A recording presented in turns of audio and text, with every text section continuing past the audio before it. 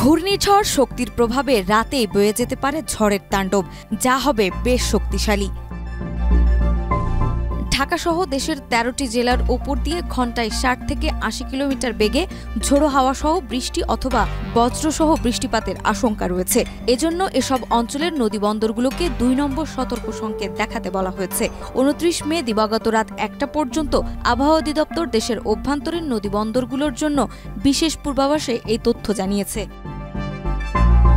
আবহাওয়া অধিদপ্তর জানায়, ঢাকা, পাবনা, ফরিদপুর, মাদারীপুর, যশোর, কুষ্টিয়া, খুলনা, বরিশাল, পটুয়াখালী, নোয়াখালী, কুমিল্লা, চট্টগ্রাম এবং কক্সবাজার অঞ্চলের উপর দিয়ে দক্ষিণ অথবা দক্ষিণ পূর্ব দিক থেকে ঘণ্টায় ৬০ থেকে ৮০ কিলোমিটার বেগে বৃষ্টি অথবা বজ্রসহ বৃষ্টি ঝোড়ো হাওয়া বয়ে যেতে পারে। এলএমই সার্টিফাইড বিশ্বসেরা কপারে তৈরি ওয়ালটন কেবলস, যা আপনার স্থাপনাকে রাখবে সব সময় নিরাপদ।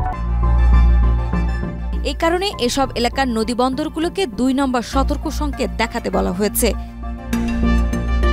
এছাড়া দেশের অন্যান্য এলাকায় একই দিক থেকে ঘণ্টায় ৪৫ থেকে ৬০ কিলোমিটার বেগে অস্থায়ীভাবে দমকা অথবা ঝোড়ো হাওয়া সহ বৃষ্টি বা বজ্রবৃষ্টি হতে পারে। এসব এলাকায় নদীবন্দরগুলোকে ১ নম্বর সতর্ক সংকেত দেখাতে বলা হয়েছে। আবহাওয়া অধিদপ্তর ঝুঁকিপূর্ণ এলাকাগুলোর নদীপথে চলাচলরত নৌযান এবং সাধারণ জনগণকে সতর্ক থাকার আহ্বান জানিয়েছে।